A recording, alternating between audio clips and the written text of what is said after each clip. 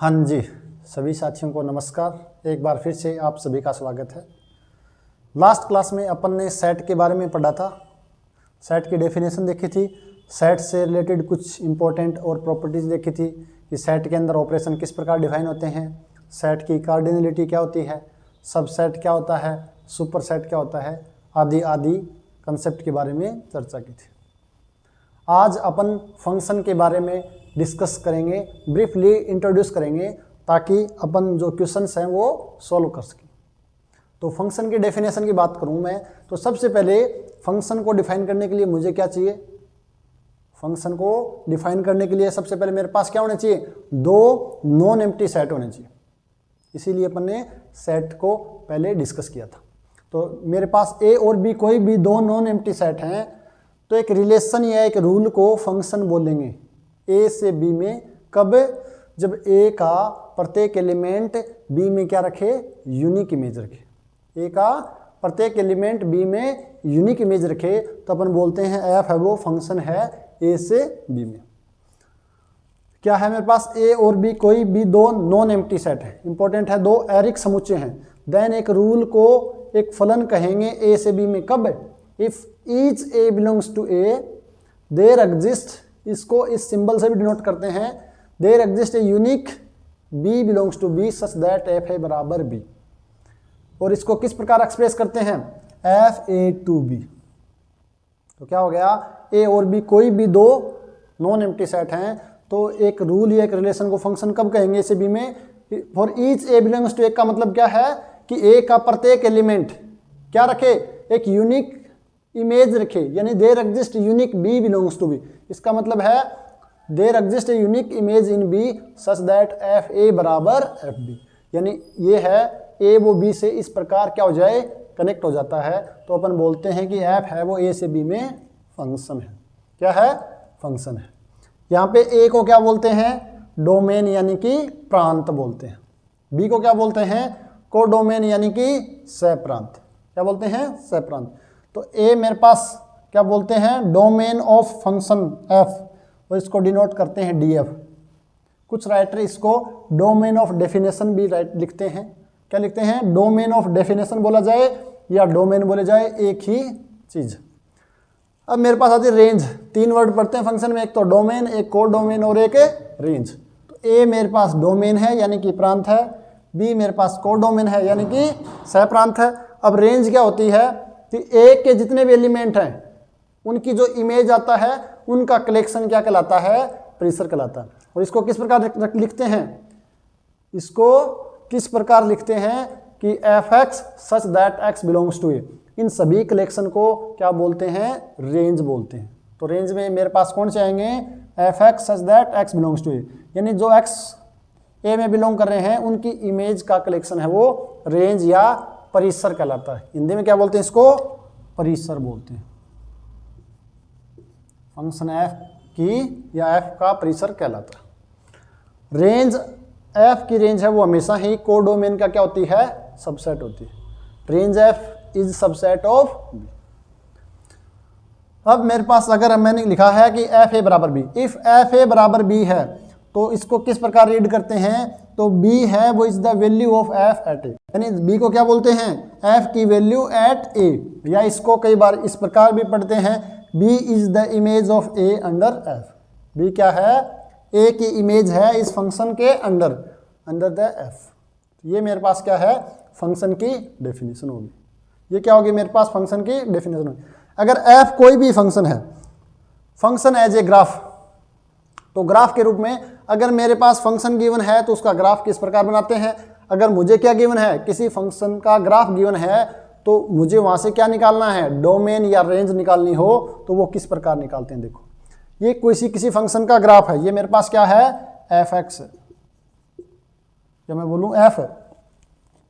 ये मेरे पास क्या है, किसी फंक्शन एफ का ग्राफ है, यानी मेरे पास एफ किस प्रकार है, ये इस प्रकार फैला हुआ।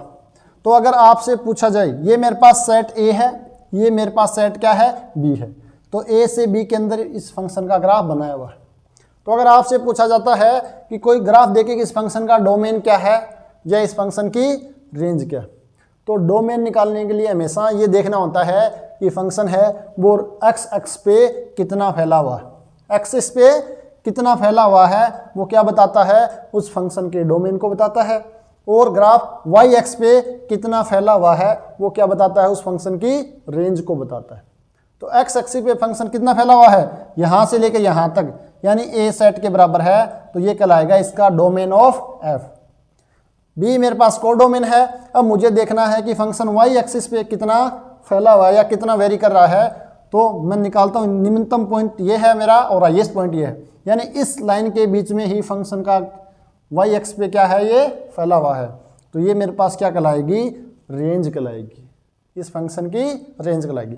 अगर डोमेन में मेरे पास कोई भी एक एलिमेंट ए है और मुझे उस पर क्या निकालनी है, ए के कोरस्पॉन्डिंग इमेज या उसकी इमेज निकालनी है या उसकी वैल्यू निकालनी है, तो कैसे निकालेंगे, ए से अपन क्या करेंगे, वाई एक्स के पैरेलल लाइन खींचेंगे। वो लाइन ग्राफ को किस पॉइंट पे कट करती है, ग्राफ को किस पॉइंट पे कट करती है या जिस पॉइंट पे कट करती है, तो वहां से अपन क्या करेंगे, एक्स एक्स के समांतर लाइन खींचेंगे और ये लाइन जहां पर वाई एक्स को कट करती है वो पॉइंट क्या कहलाएगा, इस पॉइंट की इमेज कहलाएगी, और जिसको मैंने डिनोट किया है बी से। तो ये पॉइंट क्या होगा, ए कोमा बी, या मैं बोलूं A comma F A. F A मेरे पास क्या है, एफ ए बी के बराबर है, बी के बराबर है। तो ग्राफ को देखकर किसी पॉइंट की मुझे क्या निकालनी है, इमेज निकालनी है, या किसी फंक्शन की उस पॉइंट पे वैल्यू निकालनी है, तो अपन इस मेथड से निकाल सकते हैं। तो ये क्या है, function as a graph, function.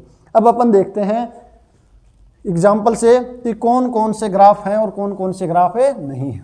अब मैं दो सेट ले रहा हूँ, मेरे पास सेट ए है, एक मेरे पास सेट ए है जिसमें एलिमेंट हैं A1, A2, A3, A4। ये मेरे पास सेट बी है जिसमें एलिमेंट हैं B1, B2, B3 और B4।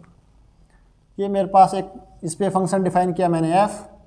ये मेरे पास दूसरा सेट है A1, A2, A3, A4, A5, इसको मैं नाम दे दिया A। ये मेरे पास कोई दूसरा सेट है नॉन एम्प्टी B, इसमें एलिमेंट हैं B1, B2, B3, इस पर फंक्शन डिफाइन कर दिया मैंने G। तीसरा मेरे पास क्या है, एक सेट A है और एक दूसरा मेरे पास सेट B है। इसके अंदर एलिमेंट है A1, A2, A3, इसमें एलिमेंट है B1, B2, B3, B4, B5। इस पे मैंने एक फंक्शन डिफाइन कर दिया, एक रिलेशन डिफाइन कर दिया H।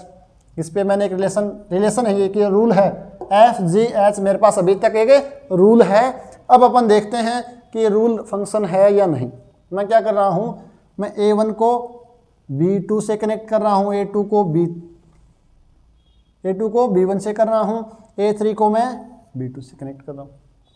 जी रूल को मैं कर रहा हूँ A1 को B2 से, A2 को B1 से और A3 को मैं कनेक्ट कर रहा हूँ B3 से।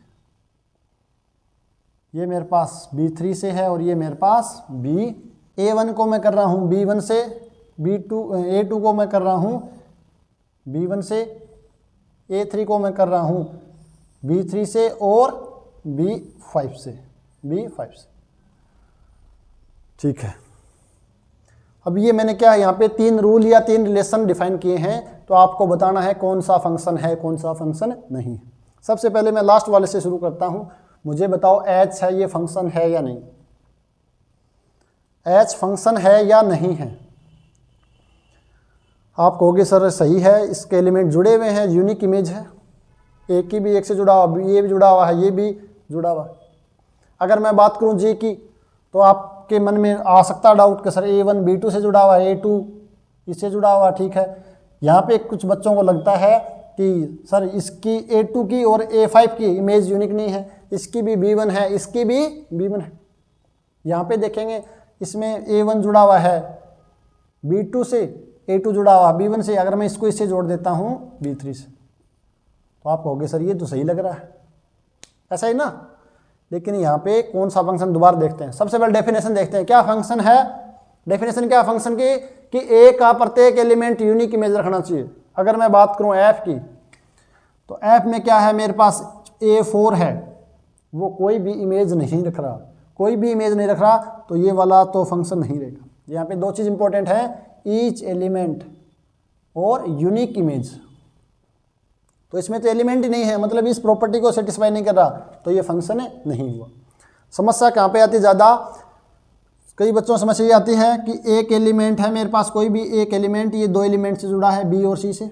दूसरा केस क्या आता है? एक ये केस आता है कि मेरे पास कोई दो एलिमेंट हैं सी और डी जो ई से जुड़े हुए। इस टाइप के केस में काफ़ी बच्चे कन्फ्यूज रहते हैं। मैंने देखा क्लास के अंदर भी कि इन दोनों में ज़्यादा कन्फ्यूजन होता है। तो पहले अपन इन दोनों कॉन्सेप्ट को समझते हैं, फिर ये अपन दोबारा एक बार देखें। यहाँ पे क्या है, इसका मतलब ये है कोई ए, मेरे पास कोई भी इंसान है, ए नाम से मान लेते हैं, कोई अमर नाम से कोई भी एक आदमी है। ये मेरे पास कोई दो सिटी हैं, ये 12 सिटी है, ये चूरू सिटी, ठीक है। तो कोई भी एक आदमी अमर नाम का है, ये एक साथ एक टाइम पे 12 और चूरू जा सकता है क्या?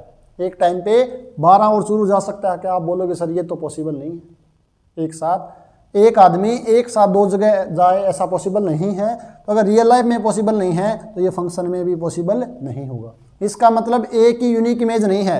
ए की इमेज क्या है? बी भी है और सी भी है, यूनिक इमेज नहीं है। तो इस टाइप का जहां भी है वो फंक्शन नहीं हो सकता। सेकंड केस क्या है? यहाँ पे मेरे पास कोई दो आदमी है जिसका नाम, एक का नाम सी है, एक का डी है। दो आदमी एक साथ एक शहर में जा सकते हैं कि नहीं जा सकते? दो आदमी एक साथ एक शहर में जा सकते नहीं जा सकते? सर ये तो पॉसिबल है, बिल्कुल पॉसिबल है। दो इंसान एक टाइम पर एक शहर में जा सकते हैं, तो ये रियल लाइफ में भी पॉसिबल है और अपन फंक्शन में बात करें तो भी पॉसिबल है। अगर कोई यहाँ पे कन्फ्यूजन हो तो आप इन डायग्राम की मदद से एक बार खुद देख सकते हैं कि कौन सी घटना है जो रियल लाइफ में सही हो रही है, वही फंक्शन के केस में सही होगी। अब देखते हैं अपन इसके अंदर। तो यहाँ पे देखें A1 B1 से जुड़ा हुआ है, A2 B1 से जुड़ा हुआ है, A5 B1, यानी कि ये दोनों एक साथ एक शहर में जा सकते हैं, कोई भी गलत नहीं। इसी प्रकार ये दोनों एक साथ एक शहर में जा सकते हैं, ये भी गलत नहीं है। प्रत्येक एलिमेंट जुड़ा हुआ है और यूनिक इमेज, ये इसकी यूनिक इमेज मानी जाती है। सी की इमेज कितनी है? ई है। डी की इमेज कितनी है? ई है। यूनिक इमेज है। मैंने ये नहीं बोला कि दो एलिमेंट एक इमेज नहीं रख सकते हैं, मैंने कहा प्रत्येक एलिमेंट यूनिक इमेज रखेगा, यानी एक है वो एक ही इमेज रखेगा। यानी जी है वो मेरे पास क्या है? फंक्शन है, जबकि है फंक्शन नहीं। अब अपन बात करते हैं एच की। तो एच में क्या हो रहा है? A1 तो B1 से जुड़ा हुआ है, A2 B1 से जुड़ा हुआ, A3 क्या है? B3 से भी जुड़ा हुआ और B5 से जुड़ा हुआ। ये वाला केस है। ए है वो एक टाइम पे दो जगह जा रहा है, जो कि पॉसिबल नहीं है, तो ये फंक्शन नहीं। तो अब आप समझ गए होंगे कि फंक्शन क्या होता है और फंक्शन किस प्रकार डिफाइन होता है। बस इस चीज़ का ध्यान रखना, एक तो ये कंसेप्ट ध्यान रखना आपको। दूसरी चीज़ क्या देखना है कि प्रत्येक एलिमेंट कनेक्ट होना चाहिए। यहाँ पे एक एलिमेंट कनेक्ट नहीं होना। दो ही चीज़ ध्यान रख देनी है कि डोमेन का प्रत्येक एलिमेंट क्या होना चाहिए? इमेज रखना चाहिए, और दूसरा यूनिक इमेज रखना चाहिए, यानी कि एक जो पॉइंट है वो एक से ज़्यादा इमेज नहीं रखनी चाहिए। अगर आपने ये कंसेप्ट समझ लिया है तो आप फंक्शन की डेफिनेशन है वो आराम से समझ जाओ। अब अपन बात करते हैं नेक्स्ट। अभी मैंने एक फंक्शन का यहाँ पे एक डायग्राम बनाया था और उसके अंदर क्या बताया था कि मेरे पास कोई भी ये डायग्राम बना हुआ है किसी भी फंक्शन का, ये मेरे पास एफ का क्या है? ग्राफ बना हुआ है। तो इसका डोमेन पूछे तो आपको देखना है कि ये कहाँ से शुरू, यहाँ से शुरू हो रहा है और यहाँ तक है। तो एक्स एक्स पे कितना फैला हुआ है, तो ये कितना हो जाए, क्या हो जाएगा? इसका डोमेन हो जाए। और फिर मैंने कहा था कि वाई एक्स पे कितना फैला हुआ है, यहाँ से लेकर यहाँ तक फैला हुआ है, यानी ये इसकी क्या हो जाएगी? इस फंक्शन की रेंज हो जाएगी। और मैंने ये कहा था कि आपको किसी भी पॉइंट पे, डोमेन के किसी भी पॉइंट पे फंक्शन की वैल्यू फाइंड आउट करनी है तो क्या करना है? वाई एक्स के समांतर एक लाइन खींचनी है, जो ग्राफ को जहाँ भी कट करे वहाँ से इसको वाई एक्स से मिला देना है। वाई एक्स से मिला देना है किसके पैरेलल? एक्स एक्स के पैरेलल। तो जो वैल्यू आएगी बी, ये क्या हो जाएगी? इस पॉइंट ए की फंक्शन की वैल्यू, यानी बी बराबर एफ ऑफ ए हो जाएगी। आप कहोगे सर यहाँ तक ठीक है, लेकिन एक पॉइंट क्या करता है, कई बार दो जगह कट कर दे। तो जैसे इस टाइप का कोई ग्राफ बना हुआ है किसी कर्व का, ये मेरे पास कोई मैंने पॉइंट लिया और मैंने इसको वाई एक्स के क्या किया? पैरेलल खींचा, तो ये ऊपर भी कट कर रहा है और नीचे भी कट कर रहा है। तो इस केस में कौन सी, ये वैल्यू ले या ये वैल्यू ले? हो सकता है बिल्कुल आपके माइंड में ये चीज़ आ सकती है कि सर जब मैं इस पॉइंट पे वाई एक्स के पैरेलल एक लाइन खींचता हूँ तो ये इस कर्व को दो जगह काट देती है, तो मुझे कौन सी वैल्यू लेनी है, ये वाली वैल्यू लेनी है या ये वाली वैल्यू लेनी है। अगर इस टाइप का केस घटित हो रहा है, इसका मतलब ये जो ग्राफ है ये किसी फंक्शन का ग्राफ है, नहीं हो सकता। ये क्या नहीं हो सकता, फंक्शन का ग्राफ नहीं हो सकता। तो इसके लिए एक टेस्ट है vertical line test. Vertical line test यानी कि ऊर्ध्वाधर रेखा परीक्षण। ये क्या बोलता है कि एफ ए से बी में कोई फंक्शन है, एफ ए से बी में एक फंक्शन है, then every vertical line X बराबर A belongs to, every vertical line X बराबर ए बिलोंग्स टू ए कहाँ पे है, डोमेन में है। क्या करेगा ये, intersect the graph of F exactly once, यानी एफ के ग्राफ को एग्जैक्टली एक बार ही इंटरसेक्ट करेगा, कट करेगा। अगर एक से ज़्यादा बार कर रहा है इसका मतलब वो फंक्शन नहीं। ये है आपका वर्टिकल लाइन टेस्ट।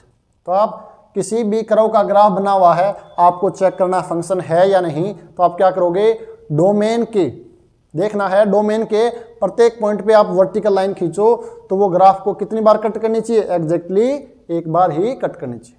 जैसे ये वाला हमेशा ही क्या होगा, एक किसी न किसी फंक्शन का ग्राफ होगा, क्योंकि कोई भी लाइन खींचेंगे तो वो कितनी बार कट कर रही है, सिर्फ और सिर्फ एक बार कट कर रही है। जैसे अपन ने देखा ये वाला, तो ये नहीं हो सकता। क्यों नहीं हो सकता, क्योंकि इस पॉइंट पे भी 2 बार कट करा, इस पे भी। मुझे सिर्फ एक भी पॉइंट मिल गया ऐसा जिस पे क्या कर रहा है, उस ग्राफ को 2 बार कट कर रहा है, तो वो फंक्शन का ग्राफ नहीं है। अगर मेरे पास इस टाइप का कोई भी ग्राफ बना हुआ है, इस टाइप का कोई भी ग्राफ है, तो क्या कर रहा है, लाइन मेरे पास है वो सिर्फ और सिर्फ एक बार ही कट कर रही है। लेकिन इस प्रकार का मेरे पास आ जाता है तो इस केस में भी मेरे पास लाइन क्या करी है, सिर्फ और सिर्फ एक बार कट करी। अगर इस टाइप का आ जाता है तो ये ग्राफ किसी फंक्शन का नहीं हो सकता, क्योंकि कितनी बार कट करी है, 1 2 3। अगर मेरे पास डोमेन यहां से लेकर यहां तक है तो इस पॉइंट पे 3 बार कट करी, इसका मतलब ये किसी फंक्शन का ग्राफ नहीं हो सकता। ये आपके पास वर्टिकल लाइन टेस्ट। नेक्स्ट मेरे पास क्या है, यहाँ पे एक स्टेटमेंट और भी पूछा जाता है, एक बार नेट में क्वेश्चन पूछा गया था, थोड़ा सा यहाँ से घुमाया गया। अगर मैं ये बोलूँ कि एफ ए से बी में एक फंक्शन है, then every vertical line X बराबर ए, वहाँ पे क्या लिखा था, इसकी जगह ये लिखा था एवरी वर्टिकल लाइन एक्स बराबर A intersect the graph of F exactly once. Exactly 1 लिख देता हूँ, सिर्फ इतना लिखता हूँ तो ये चीज़ गलत हो जाएगी। अगर एक्स बराबर ए लिखता हूँ देन यहाँ पे लिखना पड़ेगा at most once, at most, exactly, at least, ये वर्ड काफी ध्यान रखने। एट मोस्ट का मतलब है मैक्सिमम एक बार कट करेगी, एट मोस्ट मतलब ज्यादा से ज्यादा एक बार कट करेगी। तो एक्स बराबर ए लिखा है, मैंने ये नहीं लिखा। जैसे अभी मैं बात करूं, जो फंक्शन अभी बनाया था अपन ने, ये वाला, यार चलो ये फंक्शन देख लेते हैं। ये तो मेरे पास हो जाएगा, चलो ये मेरे पास कोई एक फंक्शन है, इस टाइप से बना हुआ है। आपने क्या कहा, एक्स बराबर ए, एक्स बराबर ए, यहाँ पे ए के बारे में कुछ नहीं बताया, तो ये भी तो एक्स बराबर ए है मेरे पास। ए की वैल्यू यहाँ पे मेरे पास कितनी है, एक्स बराबर -1 है, एक्स बराबर -2। अगर आपने एग्जैक्टली बोल दिया है तो ये गलत हो जाए, क्योंकि एक बार भी कट नहीं करी। अगर आपने यहाँ पे एट मोस्ट बोल दिया, यानी कि या तो कट नहीं करेगी या कितनी बार करेगी, एक बार करेगी। कितनी बार, एक बार। तो थोड़ा सा ध्यान रखना, यहाँ पे वर्डिंग चेंज करके इस प्रकार का क्वेश्चन एक बार नेट में पूछा जा चुका है। नेक्स्ट कंसेप्ट है graph of function. 9th 10th class में भी खींचते थे। क्या करते थे, किसी फंक्शन का ग्राफ खींचना होता था तो ये फंक्शन है आपके पास, जैसे define set of natural number से नेचुरल नंबर एफ एक्स बराबर एक्स स्क्वायर। तो क्या करते थे आप, ये मेरे पास x होता था, यहाँ पे y, इसकी वैल्यू 1 तो 1, 2 तो 4, 3 तो 3 या 9, 4 तो 16, यही तो करते थे। अब आपको क्या करते थे, 1 पे वैल्यू कितनी है, 1 है, 2 पे 4 है, 3 पे 9 है, 4 पे 16। अब ध्यान रखना, अपन क्या है, अपना फ्लो बनाओ। अपन क्या करते हैं, इन पॉइंटों को मिला देते हैं, इन पॉइंटों को मिला देते हैं फ्लो में, जो कि गलत है। क्यों, क्योंकि मेरे पास डोमेन सिर्फ नेचुरल नंबर है, तो मेरे पास क्या, इस पॉइंट पे ही वैल्यू आएगी, इस पॉइंट पे ही वैल्यू आएगी। ये मतलब अगर मेरे पास यहाँ पे r होता, तब मेरे पास क्या होता, इन सभी पॉइंटों को मिला देते अपन। क्या करते, इन पॉइंटों को मिला देते। तो ये जल्दबाजी में अपने पास गलती होने की संभावना रहती है। अब ग्राफ ठीक है, इतनी बार हो गई अपन ग्राफ ग्राफ की चर्चा करें। ग्राफ होता क्या है किसी फंक्शन का ग्राफ? तो किसी फंक्शन का ग्राफ का मतलब है कि ordered pair, all ordered pair x, fx, x, fx, x मेरे पास क्या है? डोमेन के एलिमेंट है, इसके कोरस्पॉन्डिंग फंक्शन की इमेज है या वैल्यू है, इनका जो ऑर्डर्ड पेयर का कलेक्शन है वो क्या कहलाता है? उस फंक्शन का ग्राफ कहलाता है। तो the set of all ordered pairs x, fx is called the graph of the function. यानी जो भी ऑर्डर्ड पेयर आए हैं उनका जो कलेक्शन है वो क्या कहलाता है? उस फंक्शन का ग्राफ कहलाता है। क्या कहलाता है? ग्राफ कहलाता है। अब फंक्शन कोई भी गिवन है आपके पास a से b में, अगर आपसे कई बार क्या है 11th क्लास 12th क्लास में पूछा जाता है कि इस फंक्शन का ये ना दे के सीधा दिया जाता है कि fx बराबर log x, इस फंक्शन का क्या बताना है? डोमेन बताना है। तो अपने को पता है कि इसका डोमेन क्या होता है? x का मान ग्रेटर देन 0, यानी कि x है वो 0 से इनफाइनाइट के बीच में। तो डोमेन निकालने के लिए कुछ अपन यूज करते हैं, जैसे मेरे पास फंक्शन 1/fx टाइप का है, या फंक्शन किस टाइप का है? अंडर रूट ऑफ fx है, या अंडर रूट ऑफ 1/√fx है, या मेरे पास क्या है? log ऑफ fx है। तो इनका ध्यान रखना होता है कि मुझे पता है 1/fx कब डिफाइन नहीं होता? जब fx क्या नहीं होना चाहिए? 0 नहीं होना चाहिए। तो इस टाइप का फंक्शन है जैसे 1/x, तो ये हमेशा डिफाइन होगा जब x 0 नहीं है। जब x 0 नहीं है तब डिफाइन हो जाएगा। अगर यहाँ पे x² होता तो भी ये हो जाता, नीचे x - 1 होता तो x बराबर 1 पे डिफाइन नहीं होगा, x बराबर 1 पे डिफाइन नहीं होगा। तो मैंने क्या लिख दिया? इन जनरल कोई भी fx, तो इसका डोमेन क्या हो जाएगा कि r माइनस मेरे पास वो पॉइंट आएंगे x सच दैट जहाँ पे fx क्या है? 0, जहाँ पे 0 और उन पॉइंट को हटा देना है। तो ये हो जाएगा 1/fx टाइप के फंक्शन का डोमेन। अगर अंडर रूट, मुझे पता अंडर रूट के अंदर वैल्यू नेगेटिव आ जाती है तो डिफाइन नहीं होता। तो ये कब डिफाइन होगा? जब fx क्या हो जाए? Greater than equals to 0। तो यहाँ से जो भी x की वैल्यू आती है वो क्या हो जाएगा? इस फंक्शन का डोमेन हो जाएगा। मुझे पता है 1/√, ये नेगेटिव होता तब डिफाइन नहीं होता, लेकिन ये 0 होने पर पूरा फंक्शन डिफाइन नहीं होगा। तो इस केस में fx का मान क्या होना पड़ेगा? ग्रेटर देन 0 होना पड़ेगा। और इस केस में मुझे पता है fx का मान भी ग्रेटर देन 0 होगा, तभी डिफाइन होगा। तो इनको अपन कभी डिटेल में चर्चा करेंगे, एक बार थोड़ा सा ब्रीफली देख लेना। क्या है? f एक फंक्शन है a से b के अंदर, b a फंक्शन आपको गिवन है। कार्डिनलिटी ऑफ a कितनी है? मेरे पास m है। कार्डिनलिटी ऑफ b कितनी है? मेरे पास n है। तो आपको बताना है कि टोटल नंबर ऑफ फंक्शन, क्या बताना है? Total number of function from a to b, a से b में टोटल कितने फंक्शन डिफाइन हो सकते हैं? बताओ। आप लोगों ने मोस्टली याद भी कर रखा है, कितना होगा कि n की पावर n। लेकिन कई बार समस्या क्या होती है कि यहाँ पे n आ जाता है और यहाँ पे m आ जाता है, तो ये मामला गड़बड़ा जाता है। तो आपको ध्यान रखना है कि गलती ना हो। तो इस प्रकार याद रख सकते हैं को डोमेन की कार्डिनलिटी की पावर, डोमेन की कार्डिनलिटी क्या करना है कि कोड डोमेन की जितनी कार्डिनलिटी है उसकी पावर करते हैं कार्डिनलिटी ऑफ डोमेन्स की से क्या करते हैं? पावर करते हैं। ये अपन फॉर्मूला तो याद है, लेकिन आता कैसे? इसको अपने देखना है। तो अपन मान लेते हैं कि मेरे पास ये सेट A है, ये मेरे पास सेट B। A में एलिमेंट है n m, A1 A2 dot dot dot AM, ये मैं A3 लिख लेता हूँ। सेट B में एलिमेंट है n, B1 B2 B3 और Bn। ये मेरे पास फंक्शन डिफाइन है f a से b में।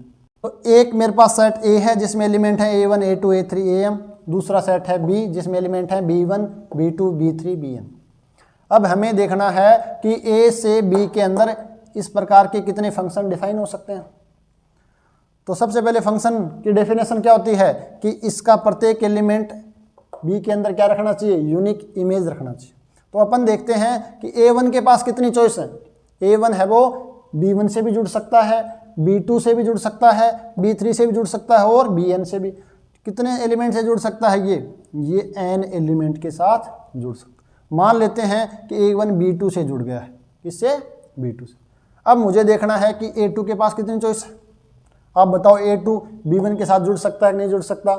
अब बोलो सर बिल्कुल जुड़ सकता है। A2 B2 के साथ जुड़ सकता है नहीं जुड़ सकता? कंफ्यूज नहीं होना है, बिल्कुल जुड़ सकता है। जब भी कंफ्यूजन हो तो ये वाला केस ध्यान रखो, दो आदमी एक साथ एक सिटी में जा सकते हैं, तो A2 है वो B2 के साथ भी जुड़ सकता है, कोई फर्क नहीं पड़ेगा इससे पहले कौन जुड़ा हुआ है। A3 है वो भी सभी से जुड़ सकता है। A2 है वो इससे सभी से, यानी इसके पास भी चॉइस कितनी आ गई हैं, n चॉइस आ गई। अब A3 की बात करें तो सिमिलरली A3 भी सभी से जुड़ सकता है, n। इसी प्रकार मेरे पास बात करें AM, ये भी कितने एलिमेंट से जुड़ सकता है, n एलिमेंट से। तो कितनी बार n आया है, एक बार, दो बार, तीन बार, n बार, यानी कि टोटल नंबर ऑफ फंक्शन कितने हो जाएंगे, n की पावर m हो जाएंगे। कितने हो जाएंगे, n की पावर m हो जाएंगे। ठीक है ना, ध्यान रखना ये चीज़ कि सारे के सारे पॉइंट हैं वो एक से ही जुड़ सकते हैं। और उस केस में मेरे पास एक स्पेशल फंक्शन आता है, उसको क्या बोलते हैं, कांस्टेंट फलन, अचर फलन। अचर फलन यानी कि कांस्टेंट फंक्शन है, उसमें क्या होते हैं, सारे डोमेन के प्रत्येक एलिमेंट को डोमेन के किसी एक एलिमेंट से जुड़े होते हैं, उसको बोलते हैं अचर फलन या कांस्टेंट फलन। तो ये मेरे पास कितने हो जाएंगे, टोटल n की पावर m हो जाएंगे, जहाँ पे n है मेरे पास को डोमेन की कार्डिनलिटी और m है मेरे पास डोमेन की कार्डिनलिटी।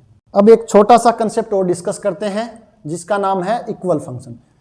इक्वल, दो फंक्शन कब इक्वल होंगे, दो फंक्शन है वो कब इक्वल होंगे। जैसे मैं मान लेता हूँ f मेरे पास कोई फंक्शन है जो डिफाइन है df से, मेरे पास कोई सेट है b, और मेरे पास कोई g फंक्शन है वो डिफाइन है dg2 फंक्शन, मेरे पास कोई सेट, ये r ले लेता हूँ मैं रियल नंबर पे, पूरे रियल नंबर पे ही बात कर लेते हैं अपन।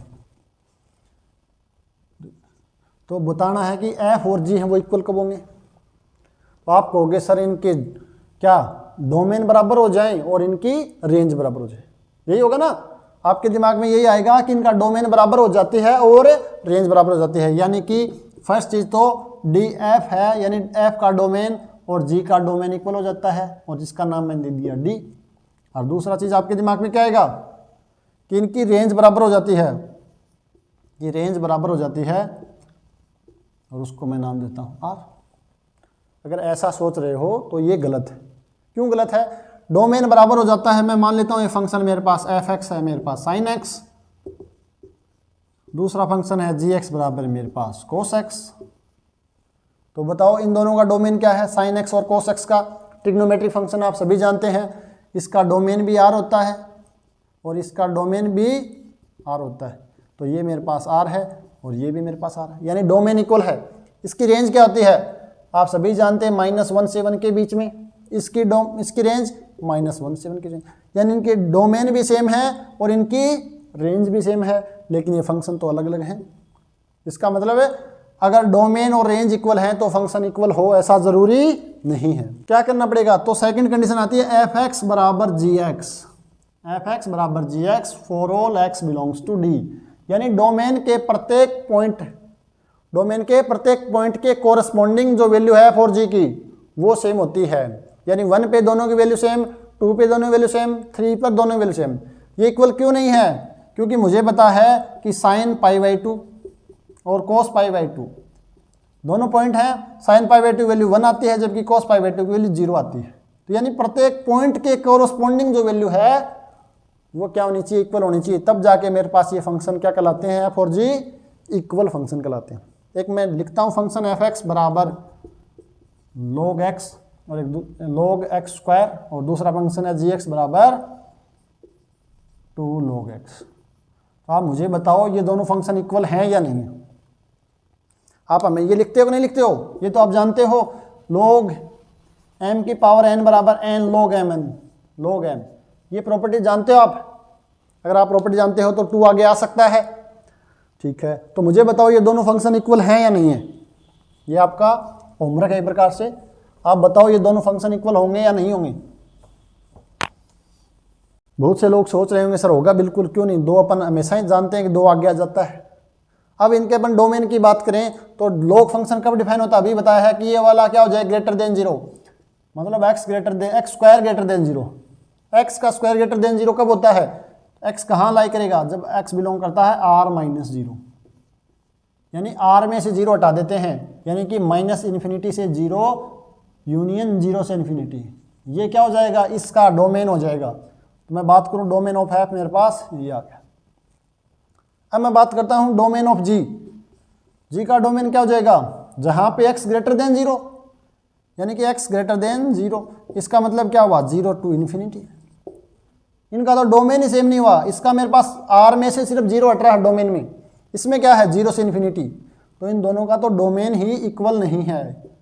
इसका मतलब क्या हुआ, ये दोनों फंक्शन हैं ये इक्वल नहीं होंगे। तो ध्यान रखना, जब भी ये लिखा होता ना log x की पावर m बराबर m log x, तो यहाँ पे साथ में कंडीशन भी लिखी होती है कि x ग्रेटर देन 0। ये वाली कंडीशन अपन पढ़ते नहीं, अपन सिर्फ इतना देखते हैं कि पावर है वो आगे आ जाते हैं। तो ये दोनों फंक्शन इक्वल नहीं होते हैं, ध्यान रखना, ठीक है ना। तो ये था अपना फंक्शन का ब्रीफली इंट्रोडक्शन। इसके बाद अपन पढ़ेंगे इमेज या डायरेक्ट इमेज, और दूसरी प्री इमेज या इनवर्स इमेज क्या होती है। उसके बाद अपन 1-1 फंक्शन क्या होता है, ऑन टू फंक्शन क्या होता है, और बाइजेक्टिव फंक्शन क्या होता है। उसके बाद अपन क्वेश्चंस करेंगे जो नेट में आए हुए हैं, CUET में आए हुए हैं, और जो IIT JEE में पूछे गए हैं, ताकि CUET और जो सेट का एग्जाम है उनके लिए जो वो लाभदायक सिद्ध हो सके। मिलते हैं नेक्स्ट क्लास में, आप सभी का बहुत बहुत धन्यवाद।